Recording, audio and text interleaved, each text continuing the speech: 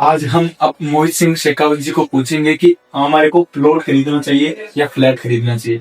Plot खरीदने में क्या फायदे हैं या फ्लैट खरीदने में क्या फायदा है। तो आज हम मोहित सिंह शेखावत जी से पूछते हैं। तो मोहित जी, आप बताओ कि हमारे को प्लॉट खरीदना चाहिए, फ्लैट खरीदना चाहिए, इसमें क्या क्या फायदे हैं, कौन सी चीज में ज्यादा फायदे हैं, आप हमारे को थोड़ा बताओ और हमारे दोस्तों को बताओ। नमस्कार दोस्तों, I am Mohit Singh Shekhawat, real estate consultant. और मैं आपको बताना चाहता हूं कि प्लॉट क्यों खरीदना चाहिए और फ्लैट क्यों नहीं खरीदना चाहिए। क्योंकि हम सभी जानते हैं कि जो प्लॉट है, जमीन है, जमीन की मैन्युफैक्चरिंग नहीं हो रही है और फ्यूचर में भी नहीं होगी, भविष्य में भी नहीं होगी, भूतकाल में भी नहीं होगी और वर्तमान में भी नहीं होगी। लेकिन आपको जो फ्लैट है वो आज 10 मंजिल का बनके मिल रहा है, कल को 20 मंजिल का मिल जाएगा, आपको 50 मंजिल का मिल जाएगा और 100 मंजिलों तक भी हमारे फ्लैट जा रहे हैं और 150 मंजिल तक भी जाएंगे, क्योंकि हमारी टेक्नोलॉजी बढ़ती ही जा रही है। और जिस तरीके से टेक्नोलॉजी बढ़ती जा रही है उस हिसाब से फ्लैट्स भी हमारे धीरे धीरे रिन्यूएबल हो रहे हैं, अपने आप में मतलब कि नए बन रहे हैं। लेकिन आप क्या जानते हैं कि आज से 5 साल बाद में आप, जैसे कि मैं जयपुर शहर में रहता हूँ, जयपुर के आज भी अगर हम देखते हैं तो 30 किलोमीटर के एरिया तक प्लॉट्स अवेलेबल नहीं है। आप सोचिए कि आज ये जो जनता रह रही है फ्लैटों में रह रही है, तो आप ये जो फ्लैटों में रहने वाले लोग हैं इनको क्या कहना चाहते हैं? ये बहुत पहले से रह रहे हैं। हाँ जी मोहित जी, तो बताओ आप।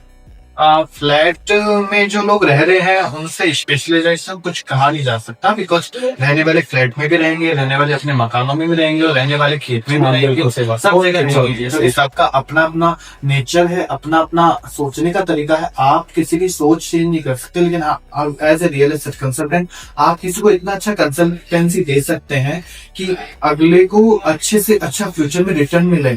आप जब हम अपने रहने की जगह ढूंढते हैं या फिर हम अपने आप को कहीं सिक्योर फील कराने की कोशिश करते हैं, बिकॉज इंसान की 3 जरूरतें होती है, रोटी, कपड़ा और मकान।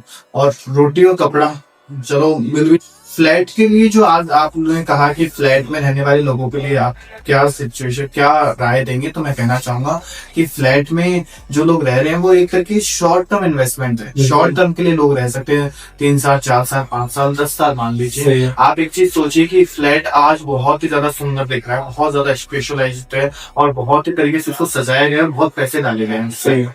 लेकिन आप वो फ्लैट को आज से 1 साल, 2 साल, 10 साल, 15 साल, क्या वो फ्लैट आज से 15 साल पहले था वैसा ही रहता है? बिल्कुल नहीं रहता। आज आप कितने भी जयपुर के आसपास देख लो, चाहे किसी भी बॉम्बे जैसी सिटी में भी जाके देख लो, तो उन फ्लैटों की जो डेप्रिसिएशन वाली जो स्थिति है वो रहती है, उनमें मूल्यह्रास लगता है, उनमें घिसाई होती है। वो एक तरीके से जाकर के उनका मतलब कि रिन्यूएबल जो होता है, रिन्यू करना फ्लैट को, वो नहीं हो पाता है उस तरीके से जितने पहले दिन था। लेकिन आप लैंड में देखिए, लैंड में डेप्रिसिएशन नहीं लगता है। लैंड एज इट इज, अगर आपने अप्रूव्ड लैंड ली है उसके कागज के साथ में, यानी कि उसके डॉक्यूमेंट के साथ में आपने कॉम्प्रोमाइज नहीं किया ना, तो लैंड आज से 1 साल बाद, 10 साल बाद, 50 साल बाद और 100 साल बाद आपने अपनी अपनी रहती है, अपनी करनी रहती है कि आपने कहीं कोई लैंड ली और आज से 10 साल बाद में मानो कि जैसे कि पुणे हाईवे पर कुछ प्रोजेक्ट चल रहे हैं। तो मोहित जी, आप मेरे को ये बताओ, ये फ्लैटों में ज्यादा रिटर्न है या फिर प्लॉट में ज्यादा रिटर्न है? सबसे ज्यादा रिटर्न जो है वो लैंड में। कैसे? जैसे कोई व्यक्ति है जो लैंड खरीद रहा है, उसका क्या प्रॉफिट रहेगा या कितने साल बाद क्या प्रॉफिट रहता है? कैसा एरिया, इस एरिया के हिसाब से करते हो या फिर कौन से हिसाब से करते हो, आप बताओ थोड़ा। बिल्कुल बताता हूँ मैं आपको। लैंड में जो खरीदने की बात कर रहा हूँ, लैंड में इस तरीके से नहीं कर रहा हूँ कि आप अमेजोन के जंगल में जाके कोई जमीन आपने परचेज कर ली या फिर आपने किसी जमीन पर कब्जा कर लिया, नहीं। मैं लैंड उस जगह की बात कर रहा हूँ जहाँ पे फ्यूचर में गवर्नमेंट की पॉलिसीज है, गवर्नमेंट का ध्यान है उस जगह। और जहाँ गवर्नमेंट का ध्यान है वहाँ पे फ्यूचर में पॉलिसीज आएगी, वहाँ पे रोडें बनेंगी, वहाँ पे आसपास कनेक्टिविटी स्ट्रांग हो जाएगी। आज आपको वही लैंड बहुत कम प्राइसेस में मिलेगी, लेकिन जैसे ही वहाँ पे गवर्नमेंट ने अपना इंफ्रास्ट्रक्चर डेवलप कर दिया तो फ्यूचर में वही लैंड आपको 1 से 10 गुना रिटर्न, 10 से 20 गुना, 20 से 100 गुना तक दे जाएगी। मैंने तो आज तक ये नहीं सुना कि किसी ने लैंड खरीदी और बर्बाद किया। नहीं, बिल्कुल नहीं। नहीं, ये तो मैंने भी सुना है कि कोई भी कहीं पे भी लैंड खरीदता है तो उसके भाव बढ़ते हैं। हाँ, और उसको अच्छा रिटर्न मिलता है। लेकिन कोई जैसे अप्रूव्ड लेते हैं, चलो फिर जयपुर की बात करें, जयपुर में जेडी अप्रूव लेते हैं, तो उनके बारे में थोड़ा बताओ ना कुछ कि अपने जयपुर में किस तरह अपने जो है इन्वेस्टमेंट कर सकते हैं, अपने लोग किस तरह इन्वेस्टमेंट कर सकते हैं जयपुर में। उसका थोड़ा नॉलेज दो मैं। जयपुर में आज सबसे ज्यादा जो इन्वेस्टमेंट किया जा रहा है वो हमारे इधर अजमेर रोड और टोंक रोड और ये डिगी रोड के आसपास का एरिया में, मतलब साउथ जयपुर की तरफ। या साउथ जयपुर की तरफ सबसे ज्यादा इन्वेस्टमेंट चल रहा है। क्यों? अच्छा। एक तो जयपुर में जगह ही साउथ साइड में है, बिल्कुल। दूसरी साइड है कि वहां पे गवर्नमेंट का पूरा फोकस है, वहां पे इंफ्रास्ट्रक्चर डेवलपमेंट होने की संभावना सबसे ज्यादा है और सर्वाधिक तरीके से है। क्योंकि आप मानसरोवर साउथ में आता है, मानसरोवर से आगे मांगेवाल साउथ में आता है, और मांगेवाल से आगे का जो इनका एक्सटेंशन आएगा वो भी साउथ में ही आएगा। अजमेर रोड NH48 है, स्वर्णिम चतुर्भुज यानी गोल्डन क्वाड्रिलेटरल का हिस्सा है, और इस वजह से यहाँ का इंफ्रास्ट्रक्चर अपने आप डेवलप।